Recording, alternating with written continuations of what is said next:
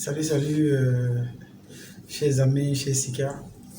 Avant d'aborder le sujet de cette semaine, je voudrais remercier trois personnes, à savoir Esther, Juvenel et Clégite, pour l'habillement, pour le Lessie. Voilà.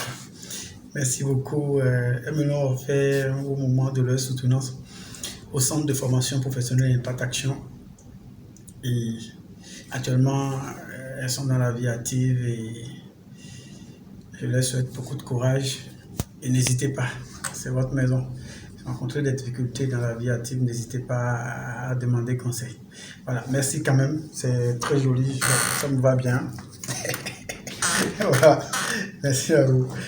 Allez, cette semaine, je vous parlerai de la jalousie destructrice. Voilà, la jalousie qui rend pauvre.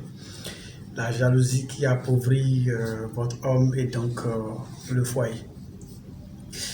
Et, dans la plupart des couples où il y a l'amour, bien sûr l'amour, puisqu'il le faut, sinon il n'y a pas de couple.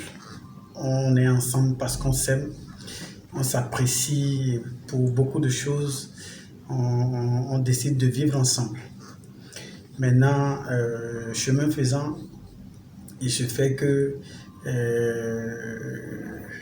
la femme développe des défenses pour protéger son homme des autres femmes du dehors. Et là, ça devient compliqué. Et parfois, ça se fait à l'aveugle. C'est-à-dire qu'elle arme sa mitrailleuse et tire partout. Et quand je dis elle tire partout, c'est que parfois, elle peut empêcher l'homme de travailler normalement. Elle peut l'empêcher de penser à développer des activités. Elle peut l'empêcher de se concentrer sur son travail qu'il est en train de faire pour pouvoir produire un meilleur résultat, pour être apprécié par son patron et donc va évoluer dans le service. Ou bien elle peut l'empêcher de créer une entreprise et de se concentrer pour sa gestion qui pourra par la suite porter des fruits pour qu'elle, à la maison, elle puisse profiter de ça. Elle fait cette jalousie-là, par exemple, lorsqu'ils sont 18h30, 19h et que l'homme ne rentre pas. Bébé, tu es où? Tu ne rentres pas? Tu fais quoi? Tu es avec qui? Et c'est les appels intempestifs. Et là, l'homme, à bout de souffle, craque à un moment donné. Peut-être que c'est un rendez-vous d'affaires, mais madame appelle tellement qu'on passe à côté. Madame peut prendre le portable de monsieur, fouiller et appeler même des gens avec qui le mari est en affaires. Malheureusement, si ça tombe sur une femme, c'est que tout est chamboulé. Les affaires passent à côté et la jalousie prend le dessus.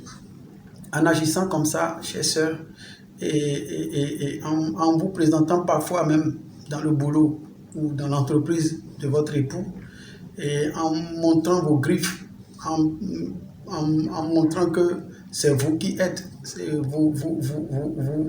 vous détruisez tout sur votre passage, en protégeant votre homme, en agissant comme ça, vous créez la pauvreté, vous isolez votre mari, vous isolez également votre famille, son travail ne produira plus de fruits et vous serez pauvre à la maison, papa ne pourra plus amener de l'argent à la maison pour vous parce que tout est gâté par la jalousie excessive, par la jalousie destructrice de maman. Voilà, donc je voudrais vous demander, chers sœurs, de commencer par laisser les hommes travailler. Laissez-les travailler. Une bonne femme s'occupe de son mari dès qu'il rentre à la maison. Elle est une reine à la maison, le mari aussi est un roi. Et la reine s'occupe de son roi et prend soin de lui. Dès qu'il quitte la maison le matin, elle peut envoyer de jolis messages comme tu as mangé, cette petite chose-là, et l'accompagner tout au long de la journée. Et aussi, dès qu'il y a du boulot et que monsieur ne rentre pas, et qu'ils disent qu'il est au boulot, qu'elle comprenne, qu'elle l'attende patiemment, qu'il va finir par rentrer. C'est vrai, il y en a qui sont inconscients, mais ils sont très peu et nombreux parmi nous sont des gens conscients et nous vous aimons vraiment. Nous aimons notre famille que vous êtes et nous souhaitons vraiment que vous puissiez parfois laisser la paix pour qu'on puisse travailler pour apporter beaucoup plus d'argent à la maison. Et si nous avons des entreprises, laissez-nous travailler, dormir au boulot aussi s'il le faut pour amener de l'argent à la maison. Voilà un peu, et je voudrais désormais que les femmes encouragent leurs époux à travailler beaucoup plus, à se concentrer beaucoup plus dans leur travail pour produire un meilleur résultat, ce qui permettra au foyer de s'épanouir, ce qui permettra à madame de mieux paraître, ce qui permettra à madame ou aux enfants de s'épanouir à travers ce salaire. Donc voilà, stop la jalousie destructrice et en avant la jalousie qui permet à l'homme d'évoluer.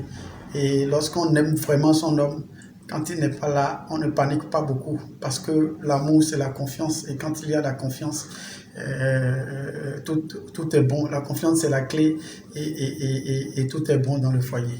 Et voilà un peu ce que je voulais demander à nos sœurs. Et si possible, lorsque papa rentre tôt, il faut parfois lui dire, monsieur, il faut sortir travailler. Parce que plus il va travailler, mieux vous allez être. Je fais un coucou à toutes les femmes qui nous permettent d'avancer, à toutes les femmes qui permettent à leurs hommes d'avancer, qui comprennent leurs hommes dans ce qu'ils font, qui leur donnent le temps de travailler, de se concentrer au boulot. Je fais un coucou à toutes ces femmes-là qui fabriquent des millionnaires. Je fais un coucou à toutes ces femmes qui fabriquent les milliardaires de demain. Merci et fabriquez votre millionnaire ou votre milliardaire. Salut, salut et à la semaine prochaine.